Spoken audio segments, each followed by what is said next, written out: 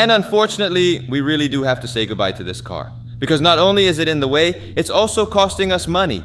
We're still paying insurance and road tax. So there are many downsides to keeping this car. So we also have 4 or 5 other cars at once. That adds up the costs really quickly. But anyway, this car, before selling it to a new owner, we want to get it in order, even though it already is, considering how many kilometers we've driven. That car, over 3,500 kilometers. And it hasn't let us down even once, not even a single hiccup, just completely fine. And that's after our quick fix of the direct shift gearbox. Unbelievable, yeah. What some people couldn't figure out, we, as people who actually have no expertise, just fixed it. They had a vending machine specialist there. Yeah, that's right. They replaced the Megatronic twice, but both times it was installed incorrectly or wasn't working properly. I have no idea how you do that. As a transmission specialist, that's a company I'll avoid.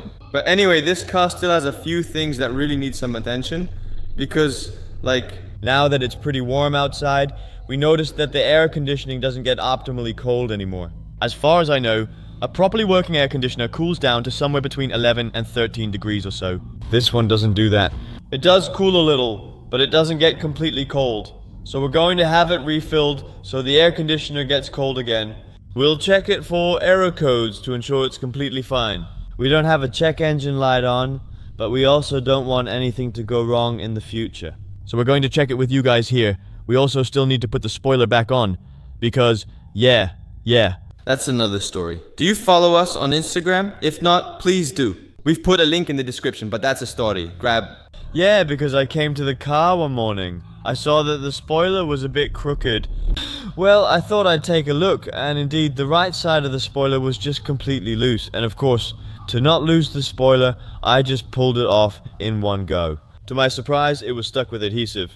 The kind you actually use in your house, like a mounting adhesive or silicone sealant. Soon, you'll see the residue on the car, since it's still there. We'll show you that in a moment, because we're almost at the car wash bays. Because yeah, this car is so dirty, and if you want to take nice pictures of a car like this, you can't really show it off when it's dirty. It's a nice car, it steers so lightly, my wife can drive it easily, it's just a really chill car to drive. Everything works on the panel. There are actually no defects except for the air conditioning. That will be filled soon. We have an appointment for that. I think if we ask the right price, it'll be gone in no time. Yeah, the stuff. Or a minute?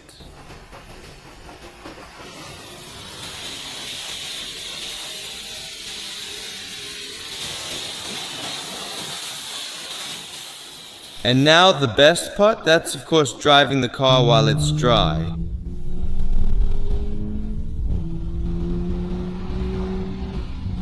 I think you want to hear me from outside one last time, right? Well, here we go. Does it have, I think, launch control actually? No. Yes, we're testing it for you now. Then at least he knows that it's just fine. Well, as you can see, we're back in the workshop again. And before we start putting the 8 spoiler back on, we're going to read out the car first. Yeah, done. Now we know. He sounds good, yeah, too. So the exhaust isn't standard. So that's great. So we have a canvas malfunction. That's because of our radio, because it says control module incorrectly coded. Yeah, it's just missing that. Yeah, and navigation with CD read-only memory, but that's an aftermarket radio. Yeah, those are mistakes you actually can't fix unless you replace the radio. For the rest, everything is perfectly fine. Nothing alarming. We're going to coding now because, as you know, we've changed a few things in the car. For example, the seatbelt warning, that you automatically have to put on your seatbelt. You'll get a notification if you turn it off. As you can see, he's logged into 2 ECUs. And the nice thing is, it makes a backup of its current state. So you can always go back if something goes wrong with coding. The ZE engine control unit, we need that, I think. Read from car. There you can set the cornering lights, daytime running lights, high beam interior lights, locking, etc. We also made it so the doors lock automatically when we drive off. But we'll leave that on. I think so, since it's good for the next person too. But at least the seatbelt warning being back on is also safer for the other person, I think. We're doing a good job for others, aren't we? We're still not sure which spoiler to use, but this will all turn out great, right? Because we've been told that we have an Oettinger spoiler. It's fake, right? Not real. I also see Oettinger written somewhere. But when we bought the car, we also got the original spoiler. And this one is definitely a lot nicer. The downside? Of that is that you can see all those adhesive strips. I don't know why this is black and that is glossy black. I think we should make this glossy as well. We have... Glossy black is a wrap, right? Yeah, but we can also just spray it. And look at this. This is also damaged. I think it would look nice if we tape off this part and then spray it, personally. By hand, yeah. I think then we'll be almost done. Now that I've just finished sanding, Daniel calls me stupid, but with sanding. The paint supplier currently doesn't have the 2K spray can in stock that we wanted to use for spraying. So he went to get wrap material, and we, with our good behavior, just without the camera there. The car's completely masked off. Check this out. So now Daniel is back as well. He got the wrap material, so he was lucky. But yeah, I think this will look even better once it's all wrapped. A new plan of action. Because unfortunately, some things are out of our control. I think this will look a bit better too. How much did you spend on wrap? 60 euros. What's the size? 1 by 1. 5? How much? 1. At 1.5. They did charge you the highest price. Let's head towards the center.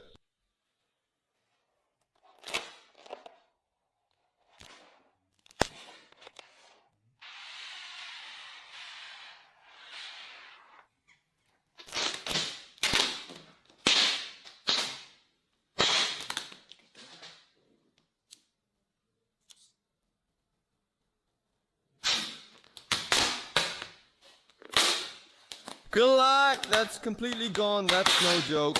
Let's go a bit further. Okay, that one will come out.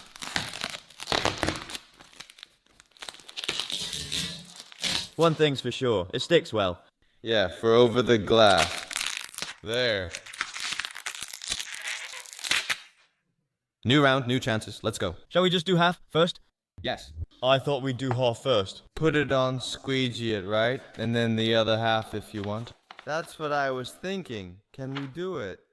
Smaller pieces are easier. This will take a while. That roof was still scary. That was pretty intense because it actually didn't go very well at first, and then at some point it actually went really well.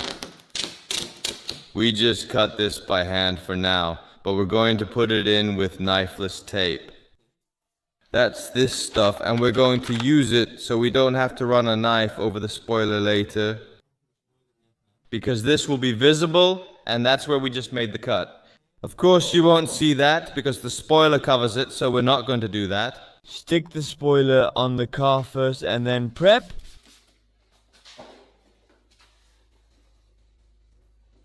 So you just have to do it like this? Yeah. What do you think? 3, 2, 1. Stick it all the way down, right?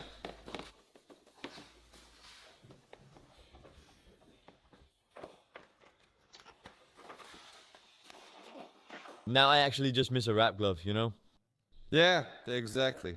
With a multi-purpose goal. I'm not sure if it's very clear, but the purpose of knifeless is as follows. That you now pull the fishing line through it, and it makes the cut instead of your knife. And then you don't have to cut on your paint. Isn't this Satisfying? not just satisfying, but also... Also very practical. That's a great invention.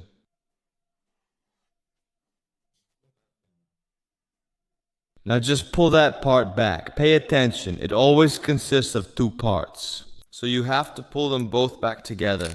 Like you're a pro shooter. Remember when I did that BMW last time? I've worked with this stuff so much that by now I pretty much know how it works, you know. Nice. Look at the sharp edges, baby.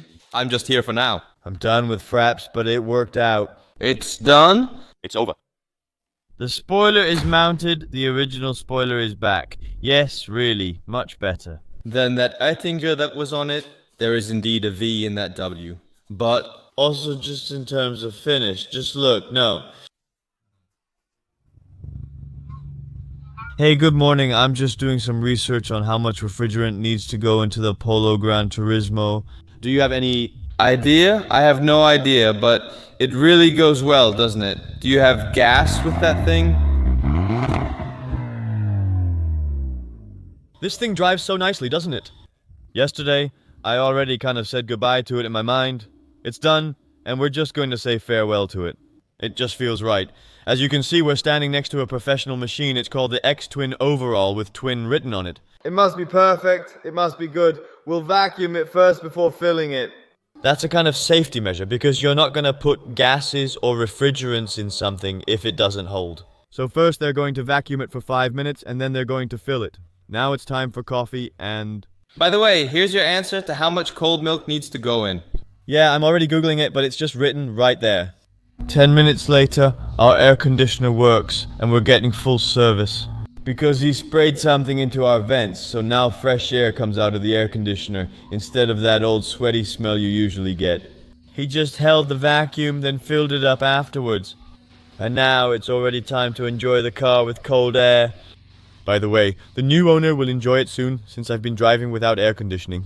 With the air conditioning now working, this is Daniel's last ride in the car. He's driving for me, and we're on our way to SNN Autos to put the car up for sale there.